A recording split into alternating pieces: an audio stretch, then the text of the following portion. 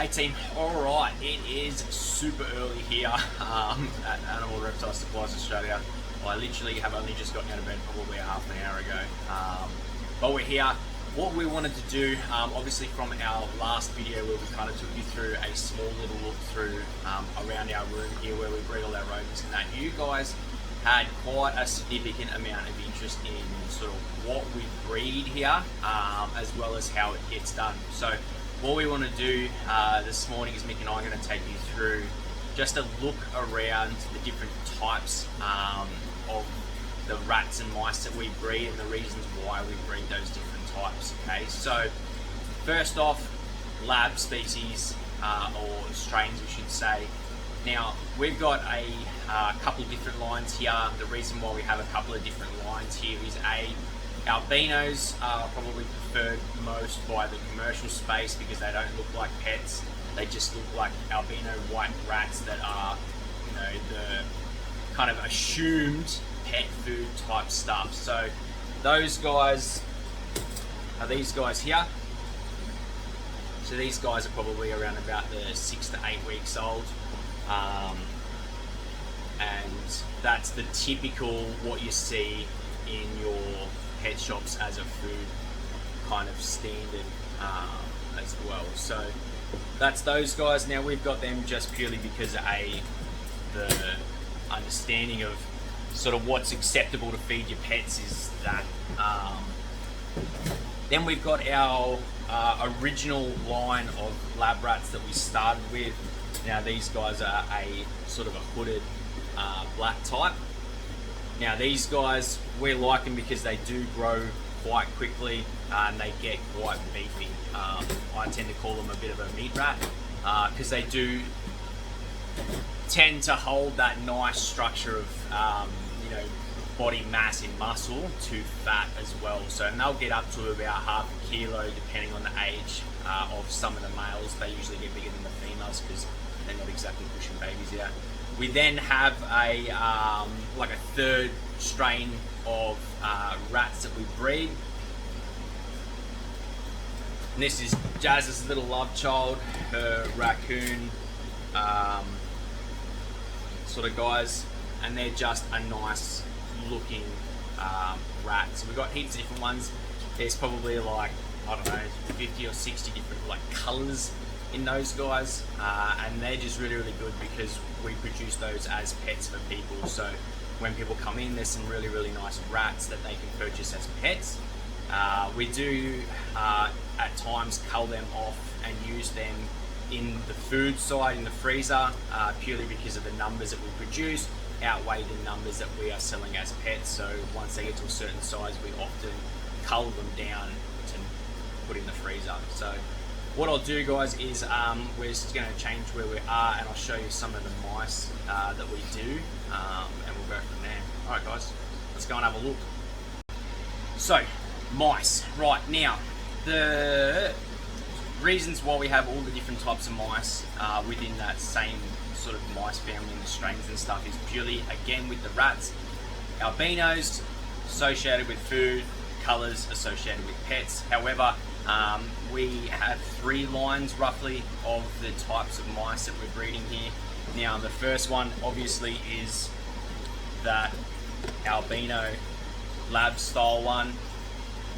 They do really well. They pump out huge numbers in babies and they actually grow very quickly, which is awesome, especially for us as a business side of things. The food, we go through roughly about a kilo of mice and rodent food per tub, depending on how many's in there. So it all varies. There's no real kind of, they eat this much if I have this many in a tub. Now our original labs are like this. So the original ones had blacks, greys, albinos within that structure. They were outcrossed through wild and domesticated pet mice, not by us, previous to us getting them. So that line will eventually sort of disappear as we start bringing online more of our albinos and some of our really fancy coloured mice that we breed, purely because of the validity of the lab gene within that.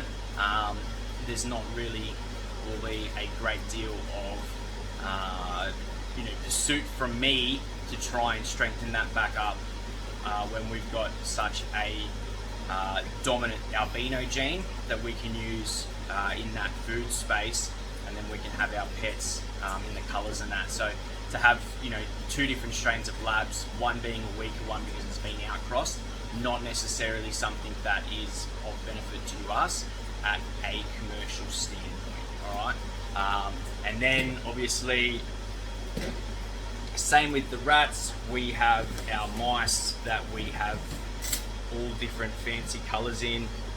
So we've got the lighter ones. We've got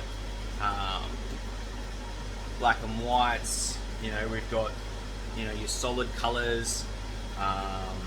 Then you go to like your pieds. So there's loads of different ones where they are like a myriad of different colours. Okay, guys, there's thousands of mice here, so you can imagine the variety of colours that we have. And the reason why we have such a large variety of colours is because what you and I might like is not what somebody else likes in colours, and what somebody else in colours likes and is trying to strive to work towards their own little different line of mice that they breed would not work for you or me. So it's just options.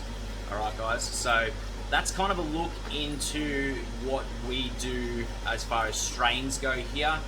There's probably not much of a scope to expand just yet. There's a few things working in the background that would hopefully get us up and running in a bigger sort of environment, which is really, really good for us as a business point going forward into 2021, 2022. So guys, like I said, if there's anything else that you want to learn, we're going to take you through how we do our culling process as well, because I think that is super important that you guys as consumers are educated and aware of what the steps and processes are that gets that food that you have in your freezer to you, that you feed to your snakes or your dragons, monitors, whatever. Alright guys, so if there's more you guys want to learn, definitely put a link a comment in the section for us to run another video that explains what that is of what your question is, guys. So I'm open and honest. I try and be as realistic as I can be with this process, because it is quite touchy. There are a lot of people who necessarily don't agree with people breeding animals for food. The only thing is, guys, we've got to remember everything needs to eat. We just have to make sure that ethics and morals are being implemented to do this stuff, as well as hold people who aren't doing it properly accountable. So having a platform where we can tell you guys and explain what the processes are and how it works would better make more understanding around that. So it's definitely sort of something that we are very passionate about, and I feel that I do just about everything I can, because they are animals, guys. I really do like animals.